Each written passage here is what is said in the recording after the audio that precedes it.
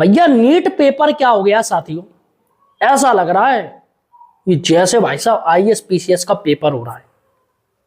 तो मैं कहूं तो दुनिया का सबसे कठिन एग्जाम हो रहा है नीट एग्जाम। सबसे बड़ी बात है कि पेपर माफिया इतने हो गए हैं कि सरकार को आर्मी का सहारा लेना पड़ रहा है। सोचेगा भैया नीट पेपर आहा हवाई जहाज पर हेलीकॉप्टर से पहुंचाए जा रहे हैं। भैया अच्छे अच्छे इंसान तक हेलीकॉप्टर में बैठ नहीं पाते हैं, यहां पर पेपर बैठाए जा रहे हैं। सबसे बड़ी बात है कि सेना का कार्य क्या कार्य होता है?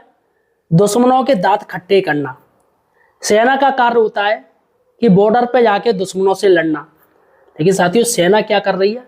नीट एग्जाम पेपर ढो रही है। दोस्तों आखिर ये नीट एग्जाम जो आउट हो गया उसमें गलती किसकी है?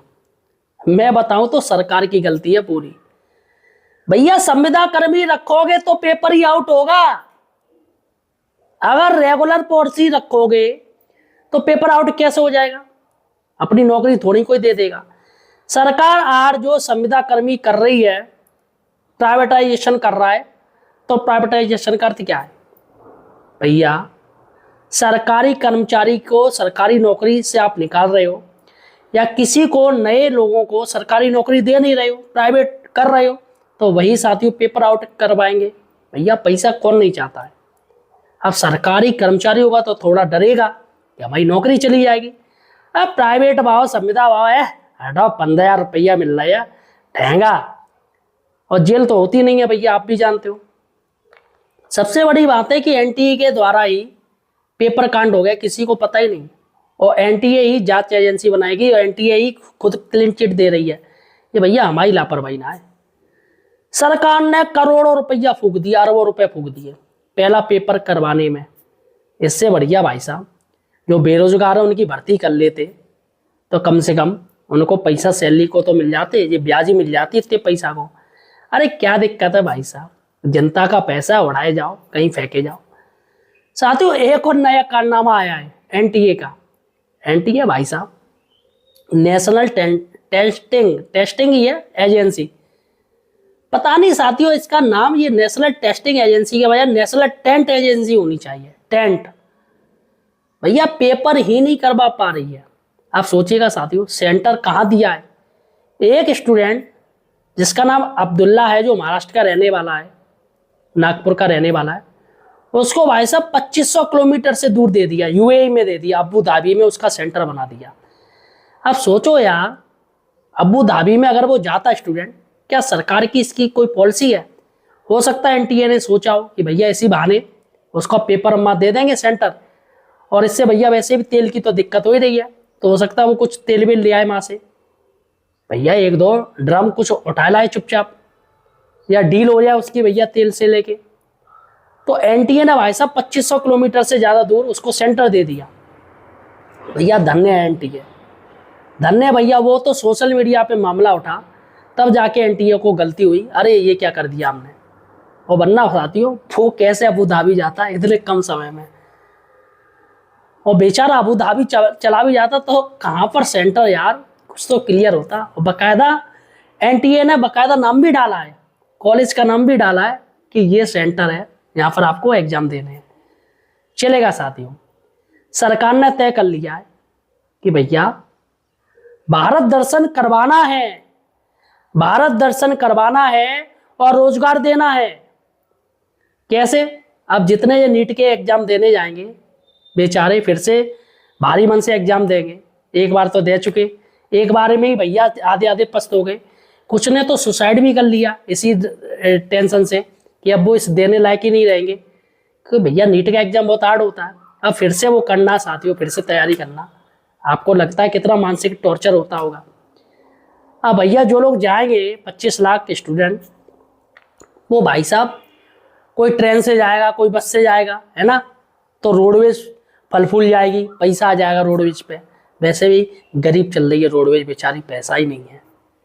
रेलवे भाई साहब और पैसा और ले लेगी, लेकिन सुविधा के नाम पे कुछ भी नहीं देगी। टॉयलेट देख रहे हो कितना गंदा रहता है, सीट तक सही से नहीं दे पाती है।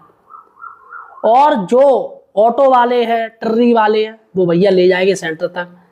जहाँ 10 रुपया लेते वहाँ से 100 रुपये लिए जाएंगे, खूब लूटेंगे आपको। और यही एक पेपर आपको 10-15 हज़ार रुपये आप खर्च करके आ जाएंगे। 10,000 नहीं तो करीब 5,000 तो मान ही लीजिए, 5,000 आपका खर्च हो जाएगा आराम से, क्योंकि लुट के आप आ जाओगे। यहाँ पर साथियों लुटना आपको है हर हाल में।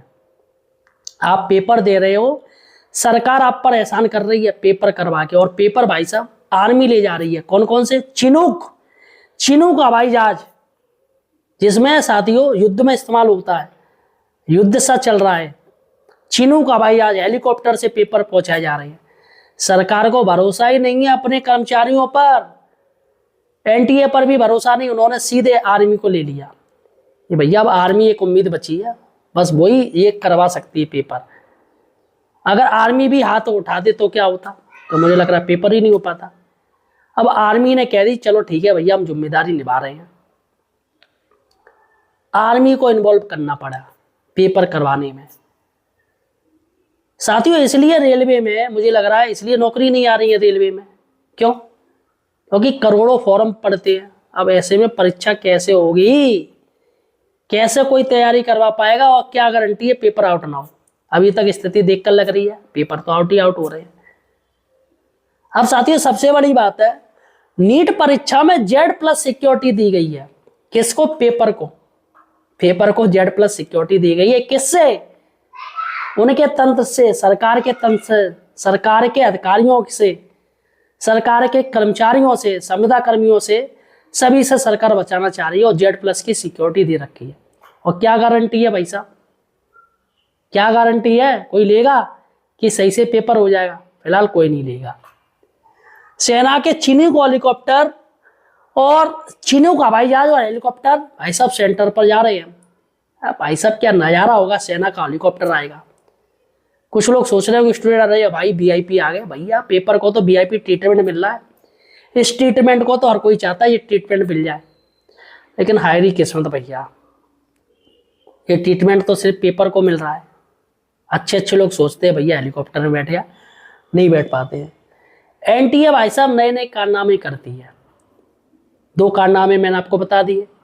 इससे पहले किसको पेपर छापने के लिए दे रही है कुछ नहीं पता, कहाँ कहाँ पेपर पहुंचा जा रही कुछ नहीं पता, सब कुछ एनटीए ने रेड मार रखी पूरी तरीके से। तो फिलहाल साथियों इस बार जो नीट का पेपर है एक युद्ध का पेपर है। युद्ध होगा साथियों, युद्ध, भयंकर युद्ध। इसमें सेना आ गई है, इन्वॉल्वमेंट हो चुका है सेना का। चिनूक हवाई जहाज भी आ चुका है, जिसमें पेपर आया है, पेपर रूपी बम लाया है। और इसके साथ ही साथियों हेलीकॉप्टर भी तड़ तड़ नीचे आ रहे हैं सेंटर में। सब लोग छात्र तो भैया हेलीकॉप्टर ही देख रहे होंगे, उनका मन कहाँ लगेगा, हेलीकॉप्टरों में रहेगा। अरे भैया आज तक हमने हेलीकॉप्टर ना देखे इतने पास से, वो भी आर्मी के, सेना के। देख लो भैया देख लो, मैंने तो आज तक ना देखे। आप लोगों ने देखे हो तो मुझे कमेंट सेक्शन में बताइएगा। तो साथियों फिलहाल आपका क्या कहना है कि एक छात्र को अबू धाबी सेंटर दे दिया, इतनी बेइज्जती हो गई एनटीए की, फिर भी उन्होंने फिर से बेइज्जती करवा ली। और एक छात्रा, कहाँ की छात्रा है, ओडिशा की, संजना नाम है, उसको 1500 किलोमीटर दूर देहरादून में सेंटर दे दिया। बताइए देहरादून में सेंटर दे दिया। अगर ये मामला ना उठता तो क्या वो इतनी दूर पहुंच जाती? फिलहाल साथियों आपका क्या कहना है मुझे कमेंट सेक्शन में